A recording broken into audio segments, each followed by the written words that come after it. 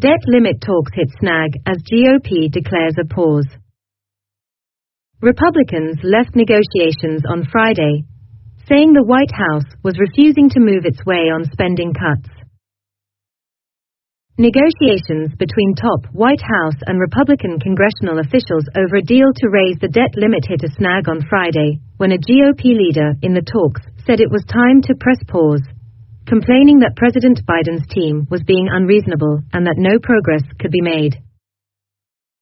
It was a setback in the effort to avert a debt default before a June 1 deadline, though it was not clear whether the delay was a tactical retreat or a lasting blow to chances of getting an agreement.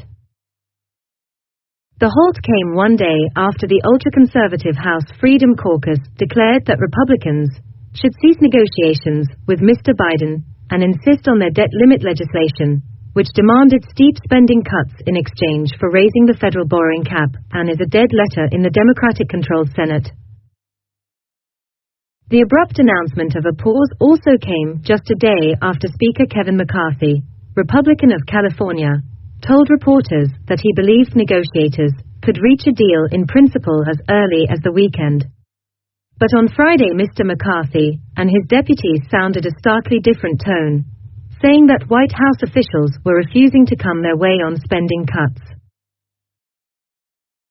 Representative Garrett Graves of Louisiana, whom the Speaker appointed to lead negotiations on the debt limit, walked out of the bipartisan talks and said that Mr. Biden's team was not willing to have reasonable conversations about how you can actually move forward. "We've got to get movement by the White House, and we don't have any movement," Mr. McCarthy told reporters at the Capitol not long afterward. "We've got to pause." He hinted that a major sticking point was over how to cap federal spending. House Republicans passed a debt limit bill last month that would raise the nation's borrowing limit into next year in exchange for freezing spending at last year's levels for a decade. "We can't be spending more money. We have to spend less than we spent the year before," Mr. McCarthy said. White House officials, speaking on the condition of anonymity to discuss private negotiations, said that administration officials were taking the breakdown in negotiations seriously and acknowledged that there were significant differences between the parties, including around Mr. McCarthy's stance on capping federal spending. Mr. McCarthy is under pressure from the hard-right Freedom Caucus not to agree to any deal. "No more discussion on watering it down," the group tweeted on Thursday, referring to the House-passed debt limit bill. Period. Zolan Kano-Youngs contributed reporting. The FBI used a controversial foreign surveillance authority in 2020 to investigate whether protesters involved in the Black Lives Matter movement had ties to terrorists, according to two reports declassified Friday.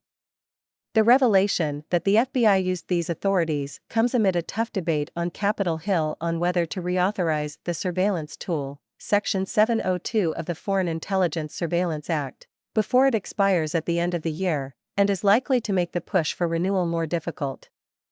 According to a newly declassified memorandum order from the Foreign Intelligence Surveillance Court released by the Office of the Director of National Intelligence, issued more than a year ago, the FBI ran a batch query related to 133 individuals arrested in connection with civil unrest and protests between May 30 and June 18 of 2020.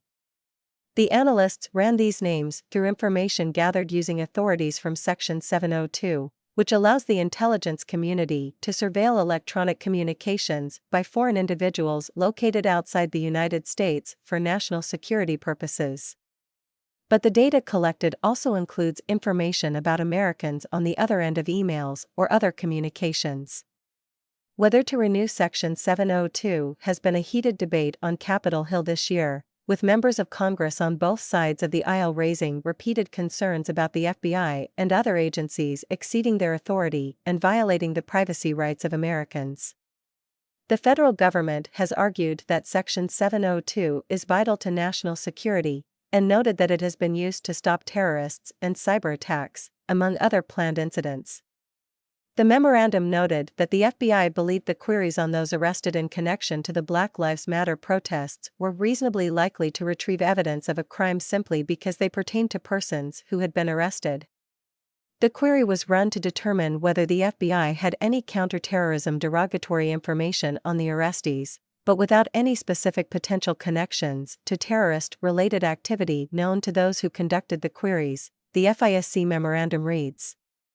When asked about why this occurred, a senior FBI official told reporters on a call Friday that the query was conducted due to a lack of understanding on the part of the person who ran it, and that person received remedial training as well. The latest reports covered multiple instances of what the FISC deemed to be the intelligence community misusing FISA Section 702 authorities, and was based on data from 2020 and 2021. Prior to a series of overhauls being made by the FBI on how that authority is used. These included FBI Director Christopher Wray accepting and implementing almost a dozen recommendations from an internal auditing office to improve compliance.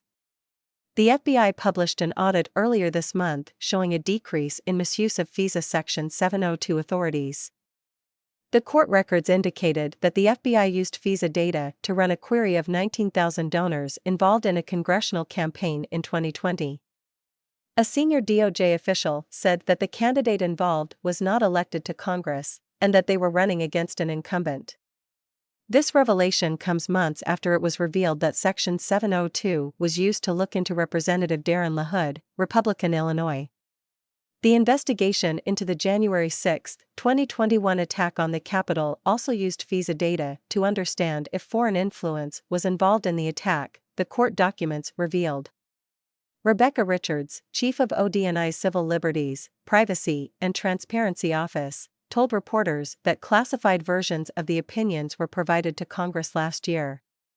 House Intelligence Committee Ranking Member Jim Himes, Democrat Connecticut, said in a statement Friday that the FISC opinion provides further evidence that a bipartisan reauthorization of FISA Section 702 must include robust measures to ensure that FBI employees conduct searches of the Bureau's Section 702 databases in a rigorous and responsible way.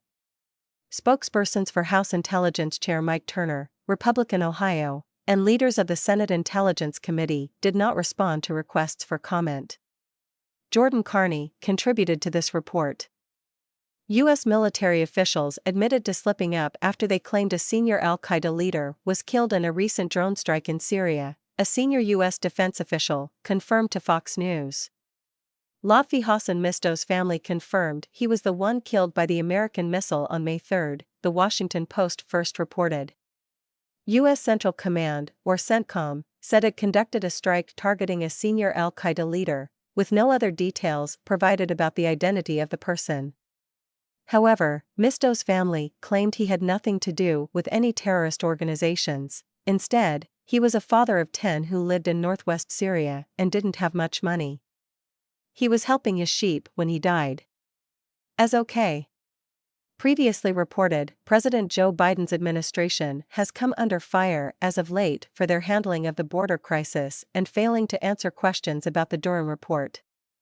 Chris Cuomo didn't hold back when commenting on how there's too many people trying to get into the U.S. at the moment ever since Title 42 was lifted, which expelled migrants at the U.S.-Mexico border to prevent the spread of COVID-19, on Thursday, May 11, as the pandemic is no longer a national emergency. You heard all the politics about how there was going to be an invasion, and now there's literally almost no one here, and for you, the absence of people should be more frightening than seeing the big groups, because when you see big groups, that means you know where migrants are, the News Nation host, who was axed from CNN in December 2021, said on Monday, May 15. Top Biden aide Karine Jean-Pierre roasted for storming out of press briefing after grilled about Durham report.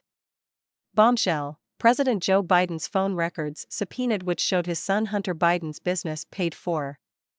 Marjorie Taylor Greene announces articles of impeachment against President Joe Biden for allegedly endangering the security of the United States.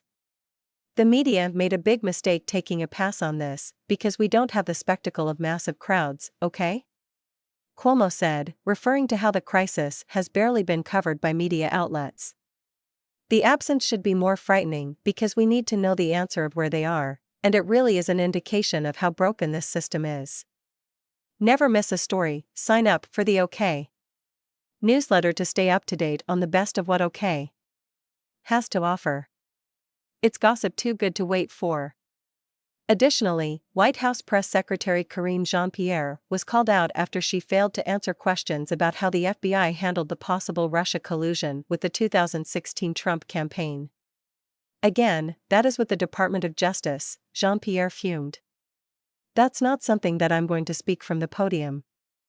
As you just stated in your question, we believe in an independent Department of Justice.